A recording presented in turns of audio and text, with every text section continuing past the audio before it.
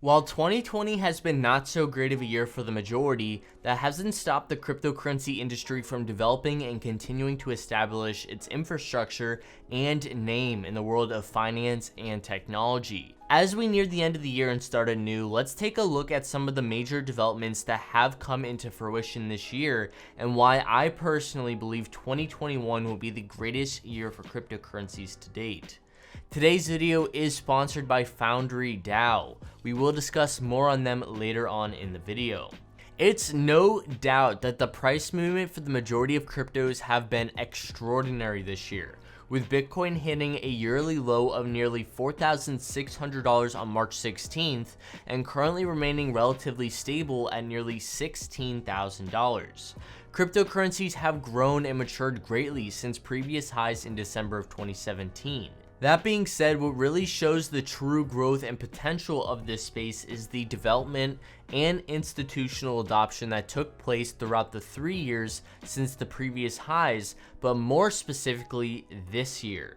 PayPal being hands down the most exciting and valuable adopter of crypto this year, with 361 million active users. PayPal has recently launched the ability to buy and sell a handful of cryptos on their platform. With this feature recently launching in the United States, it will also be available to other countries around the world, and even the Venmo application in Q1 of 2021. This goes to show that institutions are beginning to understand and see the value in the new world of digital currencies, with PayPal CEO Dan Schulman stating the shift of digital forms of currencies is inevitable, bringing with it clear advantages in terms of financial inclusion and access, efficiency, speed, and resilience of the payment system, and the ability for governments to disperse funds to citizens quickly. Similarly, the former Prime Minister of Malta, Joseph Muscat, told the General Assembly of the United Nations in 2018 that cryptocurrencies were the inevitable future of money. In other news, we also saw Visa laying the groundwork for a future in which fiat currencies such as the US dollar could easily be turned into a central bank digital currency. The payment giant Visa, which processes upwards of 100 million transactions per day on average, has filed a patent application back in May of this year for a process for turning physical fiat currencies into newly digitized versions. While very important and surprisingly underrated, this year we also saw the OCC give US banks the thumbs up to offer crypto custody services to their customers.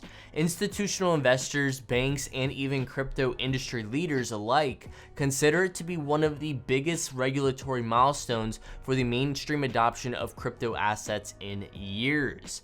And surprisingly, over 90 submissions from banks and crypto startups were made to the OCC, including US Bank and PNC, indicating that there might be some interest in actually providing crypto custody and other services to their customers. Funny enough, the current acting comptroller of the OCC, Mr. Brian Brooks, is a former Coinbase executive who raised the hopes of the crypto community of having another powerful pro-crypto regulator. This year, we also saw record-breaking revenue for Cash App, which is the #1 financial application in the United States. They generated $875 million in Bitcoin revenue alone during the second quarter of 2020, up over 700% on the year. Now, I wouldn't say this is the best for last, but the irony and hypocrisy is truly real with this one. I don't know if you guys remember the CEO of the largest bank in the United States, Jamie Dimon of JP Morgan, but not too long ago he publicly called Bitcoin a scam and a horrible investment on multiple occasions. High today. I could care less what Bitcoin trades for, how it trades, why it trades, who trades it. If you're stupid enough to buy it, you'll pay the price for it one day.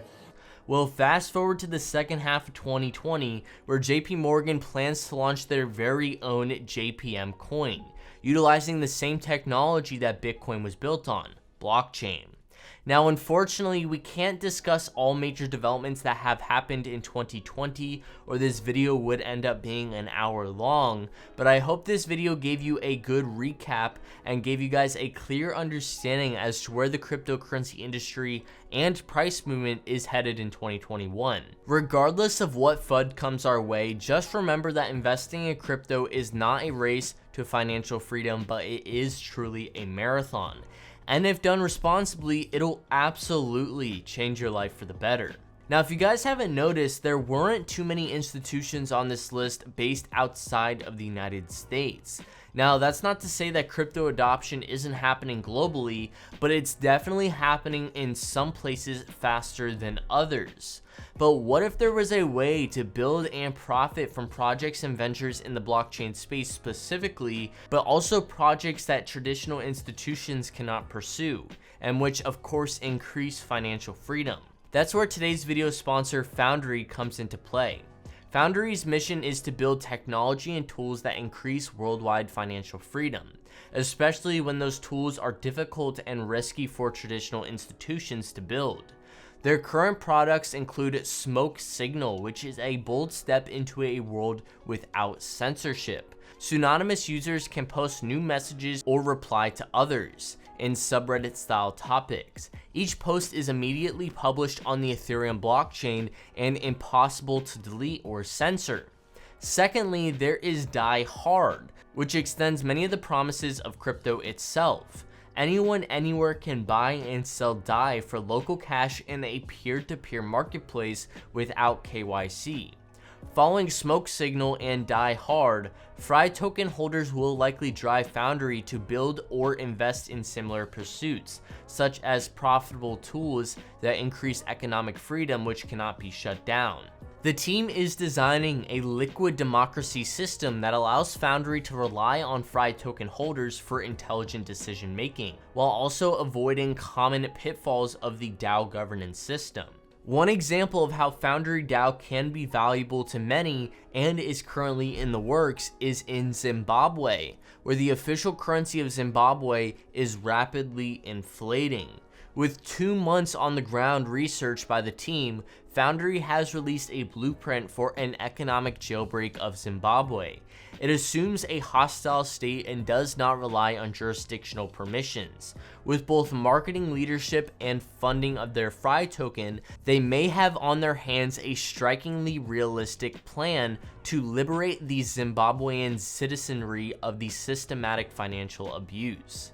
If you'd like to learn more about Foundry and how you can participate in making a change with unkillable, global, and uncensorable products, feel free to check out the links in the description. If you made it this far, thank you, I appreciate you, and I'll catch you in the next.